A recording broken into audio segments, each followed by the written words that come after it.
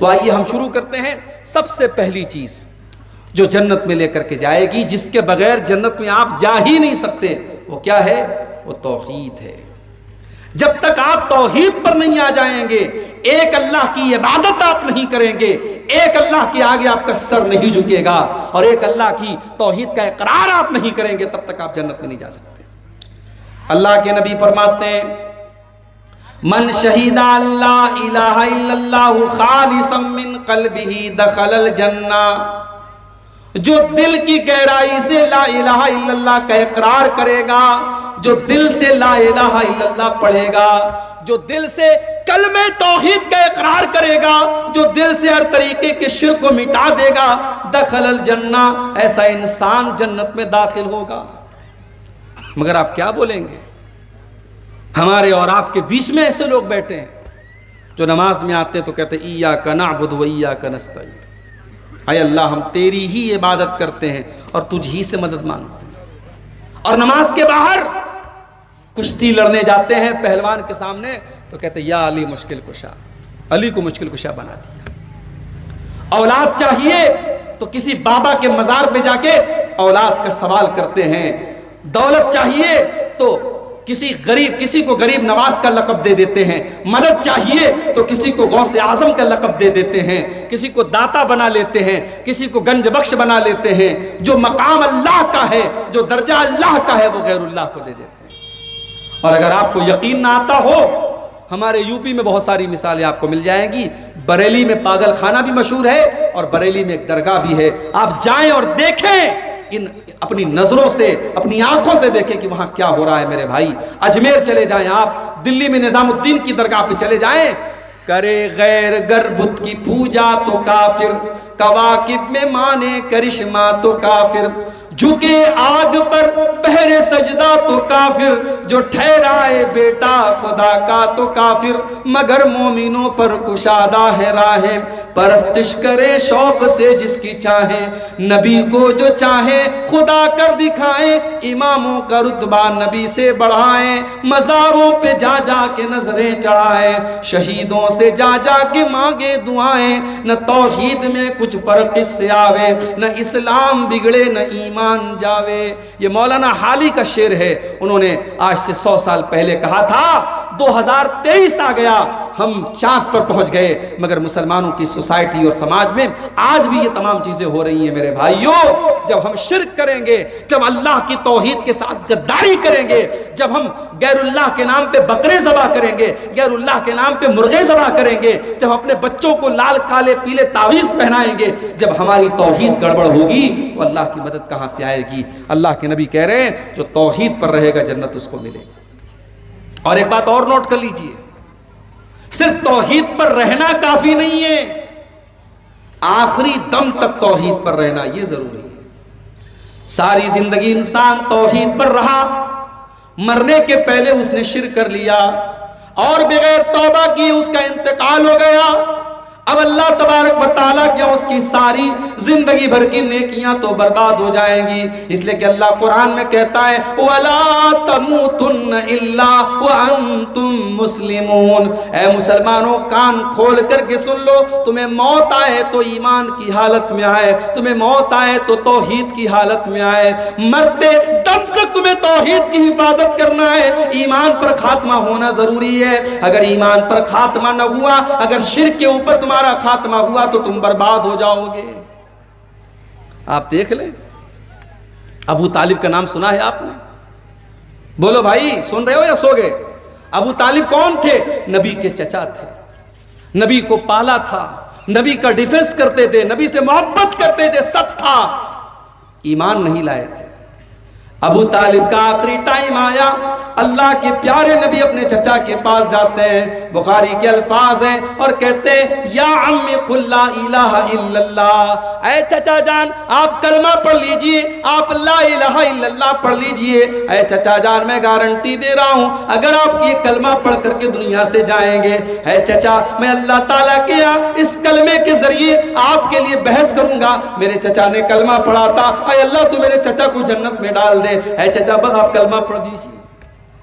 اللہ کے نبی اپنے چچا کو کلمہ پڑھنے کے لیے پریشر ڈال رہے ہیں، آپ ان کے اوپر دباؤ ڈال رہے ہیں، اور وہیں پر ابو لہب بھی بیٹھا تھا، وہیں پر عبداللہ ابن امیہ بھی بیٹھا تھا، یہ دونوں گرو گھنٹال بھی بیٹھے تھے۔ ان دونوں نے کہا خبردار ابو طالب، اپنے باپ دادا کا طریقہ مت چھوڑنا، بڑا مشکل کام ہے۔ ابھی میرا پروگرام تھا، اسی بہار میں ایک جگہ پڑتی ہے جہان آباد، جہان آباد کے آگے گاؤں ہے، گاؤں کا نام ہے ڈبری، بڑا پچھڑا ہوا علاقہ ہے۔ پچھلے جمعہ کو میرا پروگرام تھا، گیا میں وہاں بیچارے 2-4 لڑکے اہل حدیث ہوئے۔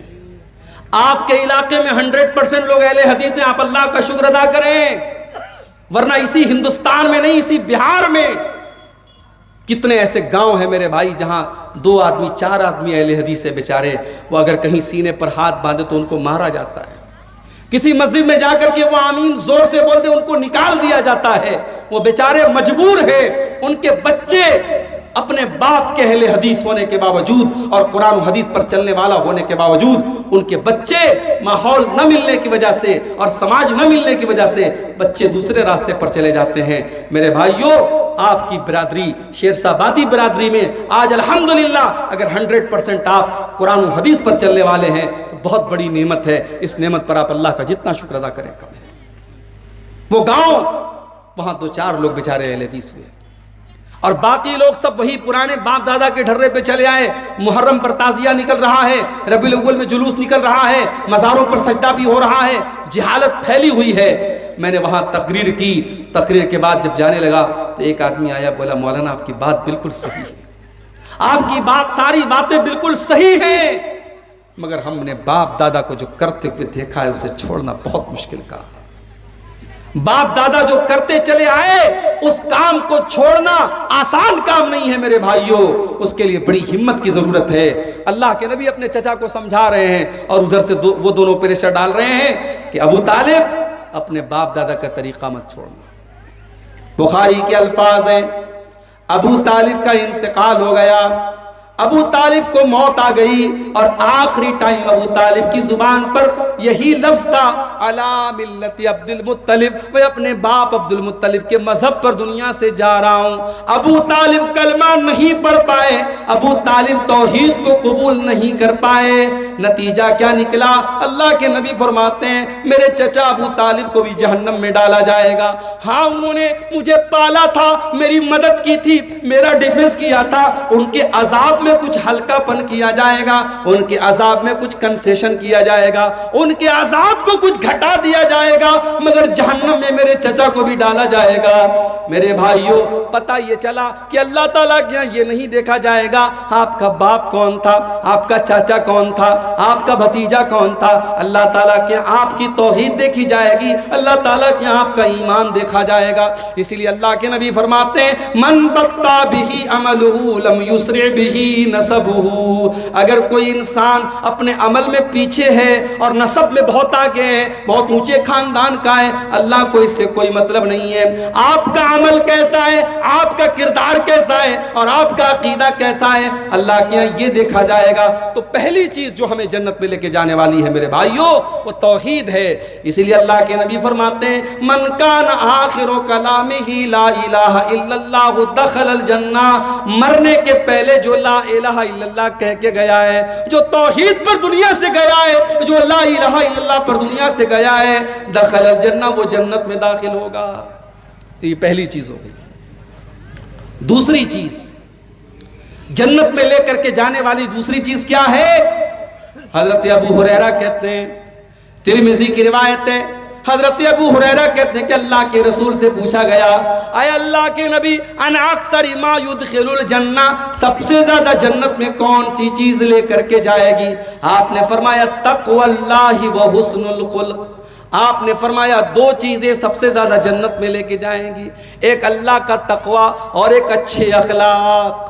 اور آج انہی دونوں چیزوں کی بڑی کمی ہے اور ہم اہل حدیثوں میں زیادہ کمی ہے۔ شیطان ہمارے عقیدے کو کمزور کرنے میں شیطان بہت مجبور ہے۔ شیطان ہمارے عقیدے کو تو نہیں خراب کر پا رہا ہے، شیطان نے ہمارے اخلاق کو خراب کر دیا اور شیطان نے ہمارے تقوی کو برباد کر دیا۔ آج 20 سال کے جوان کو لے لیں آپ، اور 70 سال کے بوڑھے کو لے لیں. آج سوشل میڈیا کے اس دور میں، موبائل کے اس دور میں اور انٹرنیٹ کے اس دور میں اگر سب سے زیادہ کوئی چیز متاثر ہوئی ہے میرے بھائیوں تو وہ تقویٰ ہے. آج فیس بک پر آپ ماشاءاللہ دینداری کی باتیں کرتے ہیں، اچھی باتیں کرتے ہیں. آپ فیس بک پر آپ کوئی گندی باتیں نہیں شیئر کرتے ہیں، مگر آپ جب فیس بک چلانے لگتے ہیں، فیس بک پر وہ جو ویڈیوز آتے ہیں، چھوٹے چھوٹے ریلز جن کو کہا جاتا ہے، اب ریل آئی، اب آپ دیکھنے لگے، اس میں گانا بجانا بھی آنے لگا، اس میں سیریل بھی آنے لگا، اس میں بےہودہ باتیں بھی آنے لگی. عالم بھی دیکھ رہا ہے، جاہل بھی دیکھ رہا ہے، 20 سال کا نوجوان بھی دیکھ رہا ہے، 70 سال کا بوڑھا بھی دیکھ رہا ہے. میرے بھائیوں، آج اگر سب سے زیادہ کسی چیز کی کمی ہے تو اللہ کے تقویٰ کی کمی ہے اور اللہ کے ڈر کی کمی ہے. آج اللہ کے نبی کی یہ حدیث ہمیں بتا رہی ہے، یہ 2 چیزیں اپنے اندر ہم پیدا کر لیں، بہترین اخلاق اپنے اندر پیدا کر لیں اور تقویٰ پیدا کر لیں. اخلاق کا معاملہ بھی ہمارا بہت کمزور ہے. ہمیں سے بہت سارے لوگ ماشاءاللہ نمازی ہیں، چہرے پر داڑھی ہے، بہت دنیا کے اعتبار سے پرہیزگار ہیں، مگر جب بولتے ہیں، جب بات کرتے ہیں تو ایسا لگتا ہے جیسے پتھر مار رہے ہیں. نہ بات کرنے کی تمیز ہے، نہ بولنے کی تمیز ہے، نہ ان کی بیوی کے ساتھ ان کا کردار اچھا ہے، نہ ماں کے ساتھ سلوک اچھا ہے، نہ باپ کے ساتھ سلوک اچھا ہے. وہ سمجھتے ہیں بس 5 ٹائم کے نمازی ہم بہت بڑے متقی ہو گئے. نہیں میرے بھائی، آپ کا اخلاق کیسا ہے، آپ کا ویوہار کیسا ہے، ماں کے لیے آپ کیسے ہیں، باپ کے لیے آپ کیسے ہیں، اولاد کے لیے کیسے ہیں، بھائیوں کے لیے کیسے ہیں، پڑوسیوں کے لیے کیسے ہیں. اللہ کے نبی فرماتے ہیں کہ قیامت کے دن اللہ کے ہاں ترازو کے اوپر، میزان کے اوپر سب سے بھاری اگر کوئی چیز ہوگی تو انسان کے بہترین اخلاق ہوں گے. اخلاق سے قیمتی اور اخلاق سے وزندار کوئی چیز نہیں ہوگی. اسی لیے اللہ کے نبی سے جب پوچھا گیا کہ 2 چیزیں جو سب سے زیادہ جنت میں لے کے جانے والی وہ کیا ہیں، تو آپ نے فرمایا تقوی اللہ و حسن الخلق، ایک اللہ تعالیٰ کا ڈر اور دوسری چیز بہترین اخلاق. پھر پوچھا گیا اللہ کے نبی سب سے زیادہ جہنم میں لے کر کے جانے والی کون سی چیز ہے، سب سے زیادہ لوگ جہنم میں کیوں جائیں گے؟ آپ نے فرمایا الفم والفرج، ایک زبان کی وجہ سے بہت زیادہ جہنم میں جائیں گے. زبان سے جھوٹ بولیں گے، غیبت کریں گے، چغلی کریں گے، بہتان لگائیں گے، زبان کی وجہ سے جہنم میں زیادہ جائیں گے. والفرج، اور شرمگاہ کی وجہ سے بھی زیادہ جائیں گے. زنا کریں گے، بدکاری کریں گے، لواطت کریں گے. شرمگاہ سے متعلق جتنے گناہ ہیں وہ گناہ بھی انسان کو جہنم میں لے کر کے جائیں گے. تو جنت میں لے کر کے جانے والی یہ دوسری چیز ہے، اللہ کا ڈر اور بہترین اخلاق. اور آگے بڑھیے، جنت میں لے کر کے جانے والی تیسری چیز، میرے پیارے ساتھیوں، اگر آپ جنت میں جانا چاہتے ہیں تو ایک بڑا آسان سا کام بتا رہا ہوں. اگر اللہ نے آپ کو پیسے سے نوازا ہے، اگر اللہ نے آپ کو دولت سے نوازا ہے، اگر ہو سکے تو کسی یتیم کی پرورش اپنے ذمے لے لیجئے، کسی یتیم بچے کو پال لیجئے. اللہ کے نبی فرماتے ہیں انا وکافل الیتیم کہاتین. آپ نے اپنی دونوں انگلیوں سے اشارہ کر کے فرمایا کہ یتیم کی پرورش کرنے والا، یتیم کو پالنے والا اور یتیم کی ذمہ داری قبول کرنے والا جنت میں محمد رسول اللہ کے ساتھ رہے گا. اتنا ساتھ رہے گا، اتنا ساتھ رہے گا. آپ نے دونوں انگلیوں سے اشارہ کر کے فرمایا کہ جیسے یہ دونوں انگلیاں ایک دوسرے سے جڑی ہوئی ہیں، ایک دوسرے سے ملی ہوئی ہیں، یتیم کو پالنے والا میرے ساتھ جنت میں اس طریقے سے رہے گا. یتیم کا بڑا حق ہے میرے بھائی. سماج میں اگر کوئی یتیم بچہ ہے، ہو سکے تو اس کی پرورش اپنے ذمہ لو. نہیں کر سکتے اس کی پڑھائی کا خرچ اپنے ذمہ لے لو. کتنے بچے ہیں بیچارے یتیم ہیں، پڑھنے میں بڑے ٹیلنٹڈ ہیں، مدرسے کی فیس نہیں دے پا رہے ہیں، اور قوم کے پاس بہت پیسہ ہے، اپنے فالتو کاموں کے لیے، اپنے حرام کاموں کے لیے بہت پیسہ ہے. میرے بھائیوں، کسی اچھے مدرسے میں جاؤ، پتہ لگاؤ کوئی ٹیلنٹڈ لڑکا ہو، کسی غریب فیملی سے بلانگ کرتا ہو. اگر یتیم ہو تو بہت سونے پہ سہاگا ہے. یتیم بچہ ہے، مدرسے والوں سے کہو مولانا اس بچے کی جو بھی فیس ہے سال بھر کی میں اپنے ذمہ لے لیتا ہوں، یہ کام کر لو. چلو پوری پرورش نہیں کر سکتے، پڑھائی اس کی اپنے ذمہ لے لو. وہ لڑکا کل عالم بنے گا، کل حافظ بنے گا، دین کا داعی بنے گا، دین کا مبلغ بنے گا، تقریریں کرے گا، خطبے دے گا، کتابیں لکھے گا. جو بھی علم پھیلائے گا اس کا ثواب آپ کو میرے بھائیوں ملتا رہے گا. یہ بھی صدقہ جاریہ کی ایک شکل ہے. اللہ کے نبی نے فرمایا کہ یتیم کی پرورش اپنے ذمہ لے لو. 3 چیزیں ہو گئی. نمبر 4، جنت میں لے کر کے جانے والی چوتھی چیز، یہ بھی بہت آسان کام ہے، بس 2 کام آپ کو کرنا ہے۔ یہ حدیث سنا دیتا ہوں۔ اللہ کے نبی کے ایک صحابی ہیں، ان کا نام ہے ہانی رضی اللہ تعالیٰ عنہ۔ ہانی کہتے ہیں میں اللہ کے رسول کے پاس گیا، میں نے کہا اے اللہ کے نبی مجھے کوئی ایسا عمل بتا دیجئے ما یوجب الجنہ، جو جنت کو واجب کر دے۔ کوئی ایسا کام بتا دیجئے کہ اگر میں وہ کام کروں تو جنت میرے لیے واجب ہو جائے، میں ہر حال میں جنت میں چلا جاؤں۔ اللہ کے نبی نے فرمایا علیک بحسن الکلام وبذل الطعام، اے میرے صحابی تو 2 کام کر لے تو جنت میں چلا جائے گا۔ پہلا کام تو یہ کر لے حسن الکلام، جب تو کلام کرے، جب تو بات چیت کرے، جب تو گفتگو کرے، جب کسی سے کوئی بات کہے تو تیری بات کا انداز اچھا ہو، تیری بات میٹھی ہو، تیرا انداز میٹھا ہو، تیری آواز میں، تیری بات چیت میں مٹھاس ہو، تو کڑے لہجے میں بات نہ کرے، تیری آواز اچھی ہو، تیری بات چیت اچھی ہو۔ آواز کا مطلب یہ نہیں کہ انسان اپنی آواز بدل دے، جو نیچرل آواز ہے وہ آواز میں بات کرے، لیکن بات اس کی صحیح ہو، میٹھی بات ہو، اچھے انداز میں لوگوں سے بات کرے، بدتمیزی سے بات نہ کرے۔ اور دوسری چیز کیا ہے؟ وَبَذْلِ الطَّعَامِ، لوگوں کو کھانا کھلاؤ۔ اب لوگوں کو کھانا کھلاؤ میں غریب بھی آ گئے، رشتہ دار بھی آ گئے، مہمان بھی آ گئے۔ آج تو حالات یہ ہو گئے میرے بھائی، گھر میں مہمان آتا ہے، شوہر بیچارہ گھر میں آ کے بیوی سے صرف اتنا کہتا دو لوگ آئے ہیں، تھوڑا کھانا زیادہ بنا دو، بیوی کی پیشانی پر بل پڑ جاتا ہے۔ تم نے مجھ سے پوچھا تھا تم لے کے کیوں چلے آئے؟ بیوی کو 4 روٹی زیادہ بنانی پڑ گئی، کچھ چاول زیادہ بنانے پڑ گئے، کچھ دال زیادہ بنانی پڑ گئی، کچھ گوشت میں اس کو مسالہ زیادہ ڈالنا پڑ گیا، بیوی تیش میں آ گئی، تم نے بغیر مجھ سے پوچھے مہمان کو کیوں بلایا؟ اور ایک نبی کا دور ہے میرے بھائیوں، اللہ کے نبی کے پاس ایک صحابی آتے ہیں، اے اللہ کے نبی بڑا بھوکا ہوں، کھانا کھلا دیجئے۔ آپ نے اپنے گھر میں پوچھوایا، آپ کی تمام بیویوں نے کہا ہمارے پاس تو اپنے کھانے کے لیے، ہم مہمان کو کہاں سے کھلائیں؟ آپ نے صحابہ سے فرمایا کہ اے میرے صحابہ، کون میرے مہمان کو آج رات کھانا کھلائے گا؟ حضرت ابو طلحہ رضی اللہ تعالیٰ عنہ کھڑے ہوئے، اے اللہ کے نبی میں آپ کے مہمان کو کھانا کھلاؤں گا۔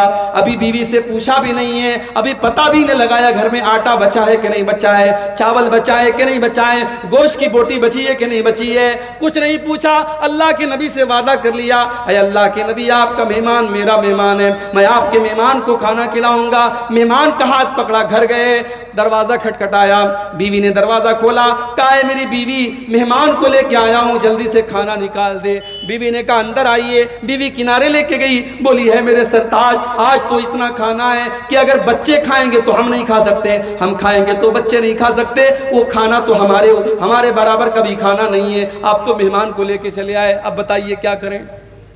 کہا ایک کام کرو بچوں کو سلا دو، بچوں کو سلا دو، اور میں مہمان کو گھر میں لے کے آتا ہوں، کھانا پلیٹ میں لے آؤ، اور میرے سامنے بھی خالی پلیٹ رہے گا، اور جیسے ہی کھانے کا ٹائم آئے گا چراغ کی بتی بجھا دینا، مہمان کو ایسا لگے گا میں بھی کھانا کھا رہا ہوں، مہمان کا پیٹ بھر جائے، ہم دونوں میاں بیوی بعد میں کبھی کھا لیں گے، بھوکے رہ لیں گے، کوئی مسئلہ نہیں۔ میری پیاری ماں بہنوں، آج چراغ لے کے ڈھونڈو، ایسی بیویاں نہیں ملیں گی، ایسی عورتیں نہیں ملیں گی۔ حضرت ابو طلحہ مہمان کو گھر میں لے کر کے آئے، مہمان کے سامنے کھانا رکھ دیا، اپنے سامنے خالی پلیٹ رکھ دیا، اور چراغ کی بتی کو کھانے کے ٹائم بجھا دیا، اور جھوٹ موٹ اپنا منہ چلانے لگے۔ مہمان سمجھا کہ یہ لوگ بھی کھانا کھا رہے ہیں، مہمان نے پیٹ بھر کے کھانا کھا لیا۔ صبح ہوئی، ابو طلحہ اللہ کے نبی کے پاس آتے ہیں، اللہ کے نبی کہتے ہیں اے ابو طلحہ تم نے اور تمہاری بیوی نے جو کام کیا ہے مجھے اللہ تعالیٰ نے وہ کام بتا دیا ہے، اور اللہ تعالیٰ تم دونوں میاں بیوی کے اس عمل سے بہت خوش ہوا ہے۔ وہ لوگوں صحابہ کے دور میں اتنی دولت تو نہیں تھی، اتنے بڑے بڑے مکانات تو نہیں تھے، ان کے پاس بڑی بڑی گاڑیاں تو نہیں تھی، مگر صحابہ کے دل بہت بڑے تھے۔ وہ لوگوں اپنے دل کو تھوڑا بڑا کر دو، اگر تمہارے کچھ رشتہ دار آ کر کے تمہارے گھر میں کھانا کھا لیں، کچھ مہمان تمہارے گھر میں آ کے کھانا کھا لیں، اس میں کوئی حرج کی بات نہیں ہے۔ اللہ کے نبی فرماتے ہیں یہ 2 کام جنت میں لے کر کے جانے والا ہے، علیک بحسن الکلام وبذل الطعام، اپنی گفتگو کو اچھا کر لو اور کھانا کھلایا کرو، یہ 2 کام ایسا ہے جس کی وجہ سے تم کو جنت ملے گی۔ اور آگے بڑھیے، جنت میں لے کر کے جانے والا ایک اور کام ہے، جب دنیا بستر پہ سو رہی ہو، یا رات میں کچھ منچلے قسم کے نوجوان موبائل پر کسی کے ساتھ بات چیت میں مگن ہوں، چیٹنگ میں مگن ہوں، یا کچھ لڑکے رات میں بیٹھ کر کے فلمیں دیکھ رہے ہوں، رات کے اس آخری پہر میں اگر اللہ کا کوئی بندہ اٹھ کر کے تہجد کی نماز پڑھتا ہے، قیام اللیل کرتا ہے اور رات کی نماز پڑھتا ہے، تو یہ نماز بھی انسان کو جنت میں لے کر کے جاتی ہے۔ اللہ نے ایسے لوگوں کا تذکرہ کرتے ہوئے سورہ سجدہ کے اندر فرمایا تتجافا جنوبهم عن المضاجع يدعون ربهم خوفا وطمعا، میرے نیک بندے تو وہ ہیں، میرے متقی بندے تو وہ ہیں، میرے ڈرنے والے اللہ سے ڈرنے والے بندے تو وہ ہیں جب رات میں دنیا والے آرام سے بستروں پر سوتے رہتے ہیں، وہ بستروں سے الگ ہو کر اللہ کی بارگاہ میں کھڑے ہو کر کے لیٹ کر کے اللہ کی بارگاہ میں سجدے کر کر کے اللہ کو یاد کیا کرتے ہیں۔ وَمِمَّا رَزَقْنَاهُمْ يُنْفِقُونَ، اور ہم نے جو روزی دی اس میں سے وہ خرچ بھی کرتے ہیں۔ تہجد کی نماز یہ بھی انسان کو جنت میں لے کر کے جاتی ہے میرے بھائی۔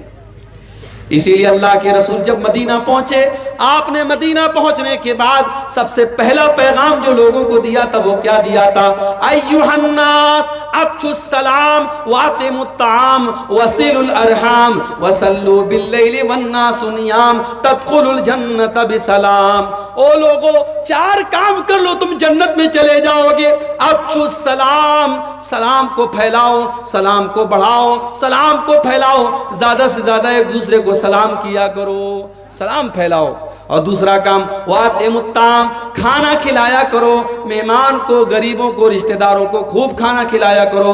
وصلوا الارحام، اور رشتوں کو جوڑا کرو۔ وصلوا باللیل والناس نیام، اور جب راتوں میں لوگ بستر پہ سو رہے ہوں اس ٹائم تہجد کی نماز پڑھا کرو، اس ٹائم قیام اللیل کیا کرو۔ اور لوگوں، اتنا کام اگر تم کر لو گے تدخلوا الجنۃ بسلام، تو بڑے آرام سے جنت میں چلے جاؤ گے۔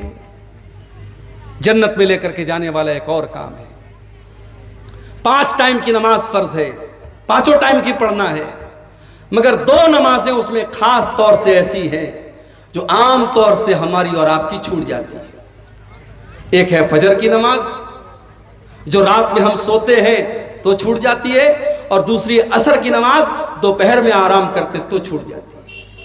ان 2 نمازوں کو جو پابندی سے پڑھے گا، من صلی البردین دخل الجنہ، اللہ کے نبی فرماتے ہیں 2 ایسی نمازیں ہیں جو ٹھنڈے ٹائم میں پڑھی جاتی ہیں، ایک فجر کی نماز، ایک عصر کی نماز۔ یہ 2 ٹھنڈی نمازوں کو جو پابندی سے پڑھے گا، اس کا مطلب یہ نہیں کہ باقی 3 کو چھوڑ دے گا، چونکہ یہ دونوں نمازیں زیادہ اہم ہیں اور زیادہ عام طور سے ان دونوں نمازوں میں غفلت ہوتی ہے، اس لیے اللہ کے نبی فرماتے ہیں ان 2 نمازوں کو جو پابندی سے پڑھے گا وہ جنت میں جائے گا۔ ابھی 2 دن پہلے میں سفر میں تھا، موبائل میرا ڈسچارج ہو گیا، اور آپ لوگ تو سمجھتے کہ مولانا صاحب تو صاحب فلائٹ سے آتے ہوں گے، فلائٹ سے جاتے ہوں گے، اے سی سے آتے ہوں گے، اے سی سے جاتے ہوں گے۔ کبھی کبھی مولانا صاحب لوگوں کو بھی کیسا کیسا سفر کرنا پڑتا ہے ہم آپ کو بتا نہیں سکتے۔ 2 دن پہلے میں کلکتہ سے بردوان سے گھر جا رہا تھا، بنارس جا رہا تھا، اور اتفاق دیکھیے ٹرین کا ٹکٹ میں نے بنایا تھا، اے سی کا ٹکٹ بنایا تھا، لیکن چونکہ ابھی ہمارے غیر مسلم بھائیوں کے تہوار کا سیزن چل رہا ہے، ٹرینوں میں بہت رش چل رہا ہے، ٹکٹ میرا کنفرم نہیں ہوا، ٹکٹ کنفرم نہیں ہوا۔ اب صاحب سسٹم آپ جانتے ہیں، اگر آن لائن ٹکٹ بنایا ہے آپ نے اور ٹکٹ کنفرم نہیں ہوا تو اس کا مطلب کہ آپ کا وہ ٹکٹ کینسل ہو جائے گا اور اب آپ وداؤٹ ٹکٹ ہو گئے۔ اب مجھے جانا بھی ضروری تھا، میرا بہت ضروری کام تھا بنارس میں۔ میں نے سوچا چلو بھائی ٹی ٹی سے بات کرتا ہوں، میں نے جنرل ٹکٹ خریدا، ٹی ٹی سے ملا، میں نے کہا ٹی ٹی صاحب مجھے بنارس مغل سرائے تک جانا ہے، کوئی سیٹ آپ مجھے اے سی 3rd کلاس میں، اے سی 2nd میں، اے سی 1st کلاس میں، جتنا بھی پیسہ لگے میں دینے کے لیے تیار ہوں۔ ٹی ٹی نے کہا بھائی صاحب کہیں کوئی جگہ نہیں ہے، پوری ٹرین فل ہے، میں آپ کو کہیں کوئی سیٹ نہیں دے سکتا۔ ٹرین کے اندر اے سی ڈبے کے اندر سیٹ خالی تھی، میں بیٹھا، ٹی ٹی نے باہر کر دیا، نہیں آپ اندر نہیں بیٹھ سکتے، آپ کے پاس ٹکٹ نہیں ہے، یہ ساری سیٹیں ریزرو ہیں، آپ اندر نہیں بیٹھ سکتے۔ ٹرین کے باہر جو دروازے کے پاس جہاں بیسن لگا ہوتا ہے اور جہاں لیٹرین کے دروازے ہوتے ہیں، پوری رات میں نے وہیں پر بیٹھ کر کے پوری رات گزاری میرے، اور موبائل میں میری اتفاق سے چارجنگ بھی نہیں تھی، موبائل بھی ڈسچارج تھا، میں کسی سے کوئی بات بھی نہیں کر سکتا تھا، تو وہ رات میرے لیے بڑی بھاری گزری۔ ایک تو تکلیف جو تھی ہوئی، رات بھر وہاں دروازے کے پاس جو بیٹھنا پڑا، وہیں لیٹنا پڑا، وہ تو جو تکلیف ہوئی۔ موبائل آج ہماری ضرورت بنا ہے۔ اگر موبائل سوئچ آف ہے، موبائل بند ہے، تو انسان ایسا لگتا ہے کہ صاحب اس دنیا میں بالکل یتیم ہو گیا ہے۔ اتنا تعلق ہو گیا ہمارا موبائل سے، اتنا جڑاؤ، اتنا کنیکشن ہو گیا ہمارا موبائل سے۔ میرے پیارے نوجوان ساتھیوں، آج 1 گھنٹہ بھی اگر آپ کا موبائل ڈسچارج ہو جائے تو آپ بے چین ہو جاتے ہیں۔ نہ جانے کس کی کال آئی ہوگی، نہ جانے کس کا میسج آیا ہوگا، اور 1 گھنٹہ بھی آپ موبائل کے بغیر نہیں رہ سکتے ہیں۔ لیکن 24 گھنٹے میں 5 مرتبہ جو اللہ تعالیٰ کے ساتھ آپ کا کمیونیکیشن ہوتا ہے، جو اللہ تعالیٰ کے ساتھ آپ کی بات چیت ہوتی ہے، جو آپ اللہ تعالیٰ کی بارگاہ میں کھڑے ہو کر کے اللہ سے بات چیت کرتے ہیں، ہماری 5 ٹائم کی نمازیں چھوٹ جاتی ہیں اور ہمیں کوئی فرق نہیں پڑتا ہے۔ ہمارے کانوں پر کوئی جو نہیں رینگتی ہے، ہمارے اوپر کوئی فرق نہیں پڑتا ہے۔ میرے پیارے ساتھیوں، اللہ کے نبی فرماتے ہیں جس کی عصر کی نماز چھوٹ جائے فَكَأَنَّمَا وُتِرَ أَهْلُهُ وَمَالُهُ، وہ اتنے بڑے نقصان میں پڑ گیا، سمجھو اس کے اہل وعیال خطرے میں چلے گئے، اس کا مال خطرے میں چلا گیا، سمجھو اس کا بہت بڑا نقصان ہو گیا جس کی عصر کی نماز چلی گئی۔ اتنی اہمیت ہے عصر کی نماز کی۔ میرے پیارے ساتھیوں، نماز کی پابندی کرو، اور خاص طور سے فجر اور عصر کی نماز کی پابندی کرو۔ یہ 2 نمازیں ہمیں جنت میں لے کر کے جائیں گی۔ اور آگے بڑھیے، جنت میں لے کر کے جانے والا ایک اور کام، بہت آسان کام، بہت سمپل کام، کچھ نہیں کرنا ہے آپ کو۔ ہر فرض نماز کے بعد آیت الکرسی کو پابندی سے پڑھا کیجئے۔ اللہ کے نبی فرماتے ہیں من قرأ آیت الکرسی دبر کل صلاۃ، ہر فرض نماز کے بعد جو پابندی سے آیت الکرسی پڑھتا ہے لا یمنعہ من دخول الجنت الا ان یموت، اس کو جنت میں جانے سے کوئی چیز روک نہیں سکتی ہے۔ جیسے ہی اس کی موت ہو جائے گی، جب تک وہ زندہ ہے تب تک وہ جنت میں نہیں جا سکتا ہے، مرنے کے بعد اس کی جنت پکی ہے۔ جو ہر فرض نماز کے بعد پابندی سے آیت الکرسی پڑھتا ہے، آیت الکرسی چھوٹے چھوٹے بچوں کو بھی یاد ہوتی ہے، آپ یاد کر لیں میرے بھائی، اور کوشش کریں ہر فرض نماز کے بعد آیت الکرسی کو ضرور پڑھیں۔ اور صرف فرض نماز کے بعد نہیں، رات میں بستر پہ سونے جب جائیں تب بھی آیت الکرسی پڑھ کے سویا کریں۔ اللہ کے پیارے نبی فرماتے ہیں جو انسان رات میں سونے کے ٹائم آیت الکرسی پڑھ کے سوتا ہے، رات بھر اللہ کی طرف سے ایک فرشتہ اس کی حفاظت کرتا ہے اور کوئی شیطان اس کے قریب نہیں آ سکتا۔ اس لیے آیت الکرسی کو اپنی زندگی کا ایک پارٹ بنا لے، ایک حصہ بنا لے، اور ہر فرض نماز کے بعد بھی آیت الکرسی پڑھا کریں، اور رات کو بھی آیت الکرسی پڑھا کریں۔ اور آگے بڑھیے، جنت میں لے کر کے جانے والی ایک اور چیز، اگر آپ جنت میں جانا چاہتے ہیں اور کسی سے آپ کا جھگڑا چل رہا ہے، آپ کا کیس چل رہا ہے، اور آپ کو پتا ہے کہ آپ صحیح ہے، سامنے والا غلط ہے، لیکن اگر آپ کو جنت میں جانا ہے تو چھوٹی سی قربانی آپ کو دینی پڑے گی۔ اپنے اہنکار کو قربان کرنا پڑے گا، اپنی ایگو کو قربان کرنا پڑے گا، اپنی انا کو قربان کرنا پڑے گا۔ اللہ کے نبی فرماتے ہیں انا زعیم ببیت فی الجنہ، میں جنت کی گارنٹی لیتا ہوں اس انسان کے لیے لمن ترک المیراء وان کان محقا، جو حق پر ہونے کے باوجود جھگڑے کو ختم کر دے، حق پر ہے، صحیح ہے، پھر بھی جھگڑے کو ختم کر دے، ایسے انسان کو میں جنت کی گارنٹی دیتا ہوں۔ یہ اللہ کے نبی نے فرمایا۔ میرے پیارے ساتھیوں، اگر اس حدیث پر اگر عمل کرنے کے لیے ہم اپنے جھگڑوں کو ختم کر دیں، نہ جانے کتنے خاندانوں کے کیس ختم ہو جائیں، نہ جانے کتنے بھائی بھائی کے مسئلے حل ہو جائیں۔ صرف اس حدیث کو اپنے سامنے رکھیے کہ اللہ کے نبی جنت کی گارنٹی دے رہے ہیں اس انسان کو جو حق پر ہونے کے باوجود جھگڑے کو چھوڑ دے۔ اور آگے بڑھیے، جنت میں لے کر کے جانے والی ایک اور چیز، بڑی آسان چیز ہے، بس ہمیں اتنا کام کرنا ہے۔ اگر اللہ نے دولت سے نوازا ہے اور ہمارے پاس اللہ کے گھر کا حج کرنے کی طاقت ہے، اللہ کے گھر کا حج ہم کر سکتے ہیں، ہم پہلی فرصت میں حج کر لیں۔ انتظار نہ کریں، ابھی تو مکان پورا نہیں ہوا، انتظار نہ کریں ابھی تو بیٹی کی شادی نہیں ہوئی، انتظار نہ کریں ابھی تو لڑکے کی شادی نہیں ہوئی۔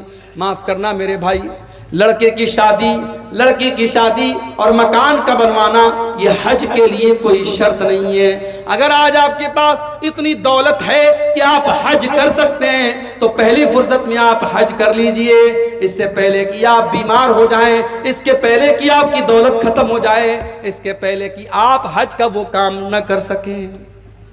بہت ساری مثالیں ہیں۔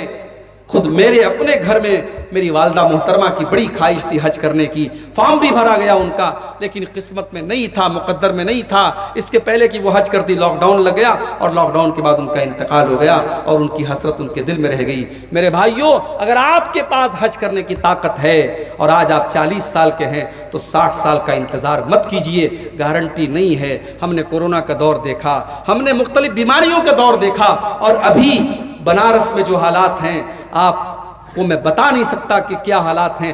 ہر گھر میں کوئی نہ کوئی بیمار چل رہا ہے۔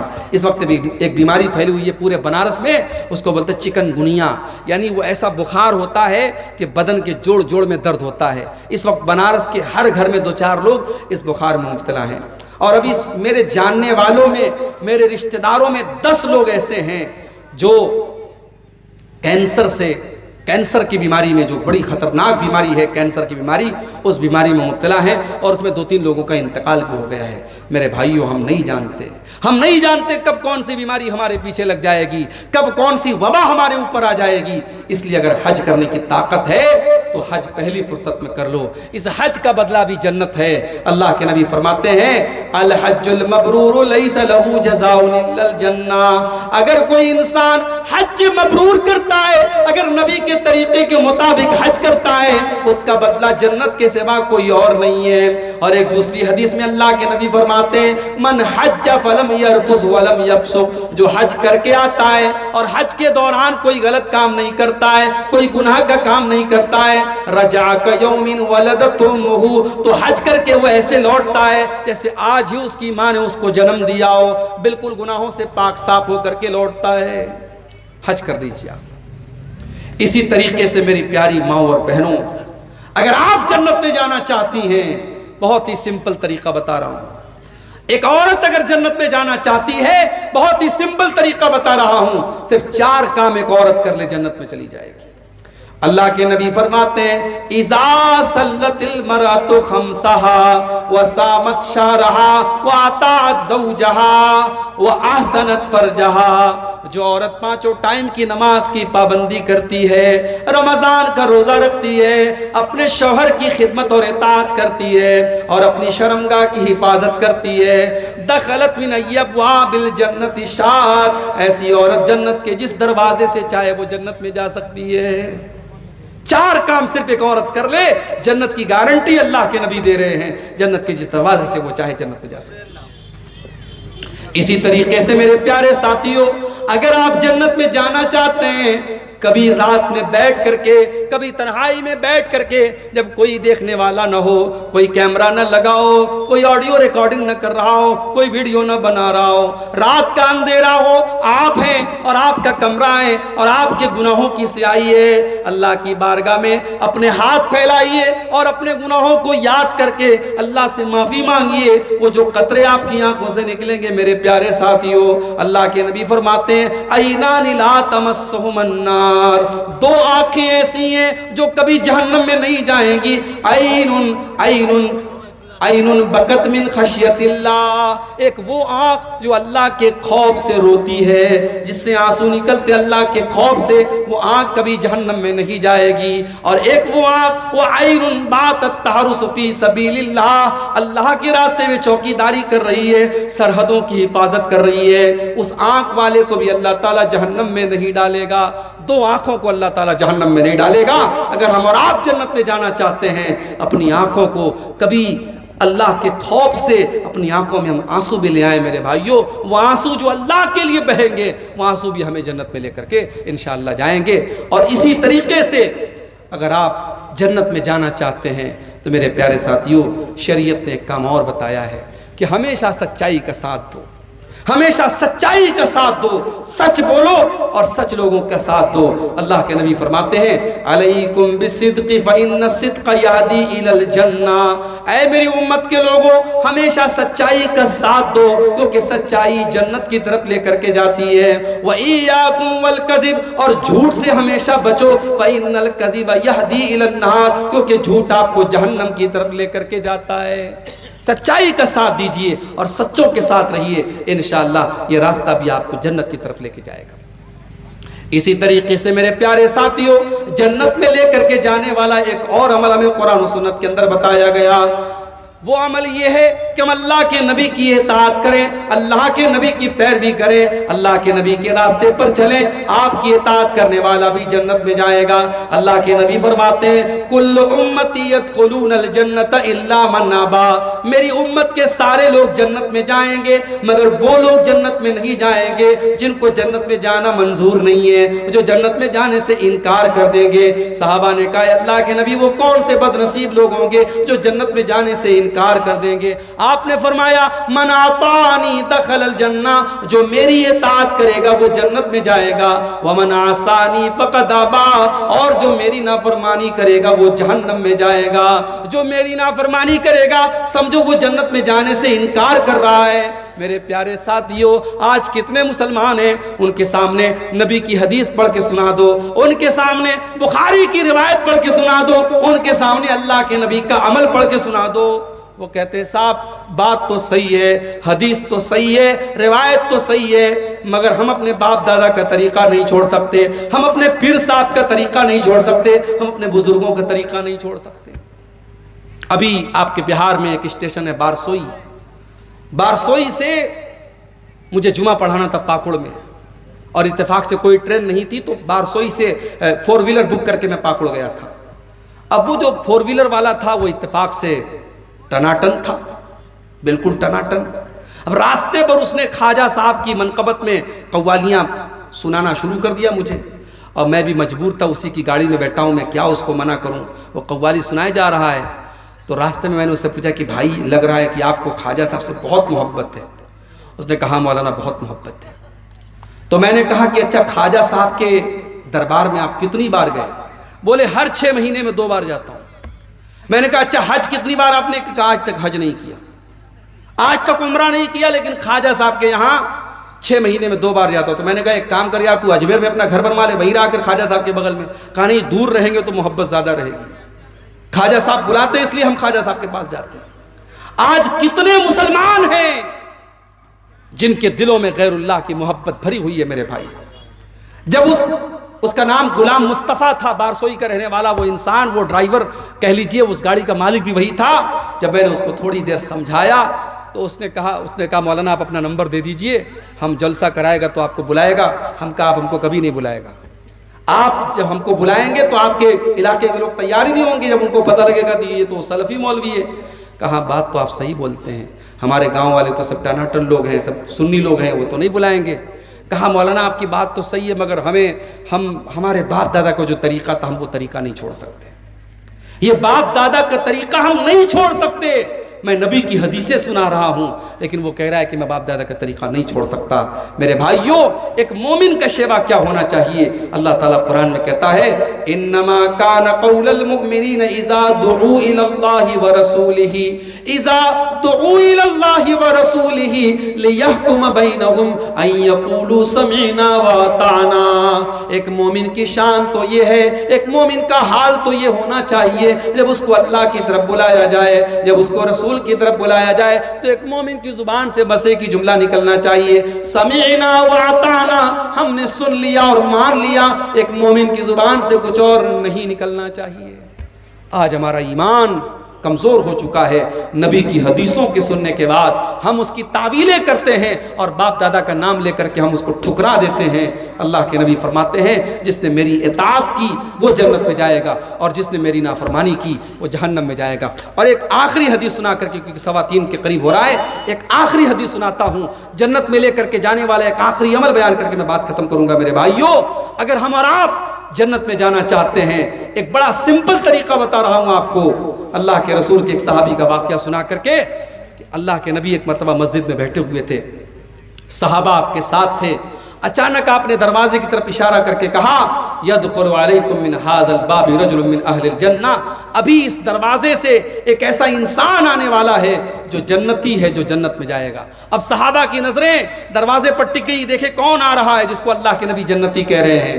تھوڑی دیر کے بعد ایک انصاری صحابی جو مدینہ کے رہنے والے انصاری تھے، وہ اپنے ہاتھوں میں اپنا چپل اور جوتا لیے ہوئے تھے، وضو کر کے آ رہے تھے، داڑھی سے وضو کا پانی ٹپک رہا تھا. اسی حالت میں وہ آئے اور آ کر کے مسجد میں داخل ہوئے. دوسرا دن پھر آیا، پھر اللہ کے نبی نے کہا اس دروازے سے ایک جنتی آنے والا ہے. پھر صحابہ نے اپنی نظریں دروازے کی طرف ٹکا دی. پھر وہی صحابی اسی حالت میں وضو کر کے آ رہے ہیں، داڑھی سے وضو کا پانی ٹپک رہا ہے، ہاتھوں میں جوتا چپل لیے ہوئے ہیں. 3 دن تک لگاتار ایسا ہوتا ہے. جب 3 دن تک لگاتار ایسا ہوتا ہے تو تیسرے دن ایک صحابی جن کا نام عبداللہ بن عمرو بن عاص تھا، انہوں نے کہا کہ میں نے دل میں سوچ لیا کہ اب میں پتہ لگا کے رہوں گا کہ یہ صحابی، یہ انصاری صحابی ایسا کون سا عمل کرتے ہیں کہ اللہ کے نبی 3 دن تک لگاتار ان کو جنتی کہہ رہے ہیں. حضرت عبداللہ کہتے ہیں میں پیچھے پیچھے انصاری کے گھر گیا. جب انصاری صحابی اپنے گھر کے دروازے میں داخل ہونے لگے، میں نے کہا السلام علیکم. کہا بھائی صاحب وعلیکم السلام، کیا بات ہے؟ کہا میرے باپ سے جھگڑا ہو گیا ہے، میرے باپ سے کچھ اختلاف ہو گیا ہے اور میں نے قسم کھا لی ہے کہ میں 3 دن تک اپنے باپ کے گھر میں نہیں جاؤں گا. اے میرے بھائی، میں 3 دن تک آپ کے گھر میں مہمان بن کر کے رہنا چاہتا ہوں، کہ آپ تیار ہیں؟ انصاری صحابی نے کہا کوئی بات نہیں، آپ 3 دن تک میرے گھر میں رہ سکتے ہیں. دیکھیں پھر وہی بات آئی. صحابہ کا دل بہت بڑا تھا. صحابی نے ایک بار بھی اپنی بیوی سے مشورہ نہیں کیا، اپنے گھر پتہ لگانے نہیں گئے کھانا ہے کہ نہیں، پانی ہے کہ نہیں. کہا ٹھیک ہے آپ 3 دن تک میرے گھر میں مہمان بن کے رہ سکتے ہیں. اب حضرت عبداللہ بن عمرو کہتے ہیں میرا مقصد یہ تھا کہ میں دیکھوں کہ وہ انصاری صحابی ایسا کون سا عمل کرتے ہیں کہ اللہ کے نبی ان کو 3 دن تک لگاتار جنتی کہہ رہے ہیں. حضرت عبداللہ کہتے ہیں میں 3 دن تک انصاری صحابی کے مکان میں رہا. ان کی ایک ایک حرکت پر میں نے نظر رکھی. مجھے کوئی خاص عمل ان کا نظر نہ آیا. جیسے ہم نماز پڑھتے تھے وہ بھی نماز پڑھتے تھے، جیسے ہم عبادت کرتے تھے وہ بھی کرتے تھے. وہ تو مزدوری کا کام کرتے تھے، محنت کا کام کرتے تھے. وہ جب رات میں آتے تھے تو تہجد کی نماز بھی نہیں پڑھتے تھے. رات میں جب بستر پہ سو جاتے تھے تو فجر میں اٹھا کرتے تھے. ہاں رات میں اگر نیند کھلتی تھی تو سبحان اللہ پڑھ لیا کرتے تھے، الحمدللہ پڑھ لیا کرتے تھے، اللہ اکبر پڑھ لیا کرتے تھے، اللہ کی تسبیح بیان کر لیا کرتے تھے. کہا کہ جب 3 دن گزر گیا، میں نے کہا ہے میرے انصاری بھائی، میں نے آپ سے بہانہ کیا تھا، نہ میرے باپ سے کوئی جھگڑا ہوا ہے، نہ میں نے کوئی قسم کھائی تھی. میں دراصل یہ دیکھنا چاہتا تھا، اللہ کے پیارے نبی نے 3 دن تک لگاتار آپ کو جنتی کہا تھا. میں دیکھنا چاہتا تھا ایسا کون سا عمل آپ کرتے ہیں کہ اللہ کے نبی نے آپ کو 3 دن تک لگاتار جنتی کہا ہے. میرے پیارے ساتھیوں، انصاری صحابی کا جواب سنو اور ذرا اپنے اپنے سینے پر ہاتھ رکھ کے سوچو کیا یہ چیز آج ہمارے اندر موجود ہے؟ انصاری صحابی نے کہا اے میرے پیارے بھائی، میں کوئی خاص عمل نہیں کرتا، کوئی ایسا عمل نہیں کرتا جو تم نے نہ دیکھا ہو، لیکن ہاں ایک چیز میرے اندر ہے، ہو سکتا ہے کہ اسی کی وجہ سے اللہ تعالیٰ نے مجھے یہ مقام دیا ہو. لا اجد فی قلبی غشا لأحد من المسلمین، میں اپنے دل میں کسی مسلمان بھائی کے لیے دھوکہ نہیں رکھتا، میں اپنے دل میں کسی مسلمان بھائی کے لیے دھوکہ دھڑی نہیں رکھتا، میں کسی کو دھوکہ نہیں دیتا. ولا احسد احدا علی نعمت انعمها اللہ، اور میں کسی کو اللہ تعالیٰ کوئی نعمت دیتا ہے تو میں حسد نہیں کرتا، میں جلن نہیں کرتا. میرے دل میں نہ حسد ہے، نہ کینہ ہے، نہ کپٹ ہے. ہو سکتا ہے اسی کی وجہ سے یہ مقام ملا ہو. حضرت عبداللہ نے کہا اسی کی وجہ سے تم کو یہ مقام ملا ہے. میرے پیارے ساتھیوں، جنت میں جانا ہے، اپنے دل کو کینوں سے پاک کرو، اپنے دل کو کپٹ سے پاک کرو، اپنے دل کو حسد سے پاک کرو. آج بھائی بھائی سے حسد کر رہا ہے، پڑوسی سے حسد کر رہا ہے، رشتہ دار سے حسد کر رہا ہے. کسی نے دولت زیادہ کما لی، اس کی دولت دیکھ کر کے حسد. کسی نے زیادہ نام کما لیا، اس کا نام دیکھ کر کے حسد. کسی نے اچھا مکان بنا لیا، اس کا مکان دیکھ کر کے حسد. میرے بھائی حسد مت کرو، اللہ تیرے مقدر میں جو ہے وہ تجھے مل کر کے رہے گا، اس کے مقدر میں جو ہے وہ اسے مل کر کے رہے گا۔ آپ کے حسد کرنے سے آپ کا نقصان ہے، اس کا کوئی نقصان نہیں ہے۔ میرے پیارے ساتھیوں، یہ چیز بھی اگر اپنے اندر ہم پیدا کر لیں، اپنے دل کو پاک اور صاف کر لیں، تو انشاءاللہ جنت میں لے کر کے جانے والی یہ چیز بھی ہے۔ میرے عزیز بھائیوں، میرے بزرگوں، آج ضرورت اس بات کی ہے، جنت میں لے کر کے جانے والے مختلف اعمال میں نے آپ کے سامنے بیان کیے۔ یہ اعمال صرف بیان کرنے کے لیے اور صرف مزہ لینے کے لیے نہیں ہیں، یہ چیزیں اپنے اندر ہم پیدا کریں۔ میں نے توحید بیان کی، ہم اپنی توحید کی حفاظت کریں۔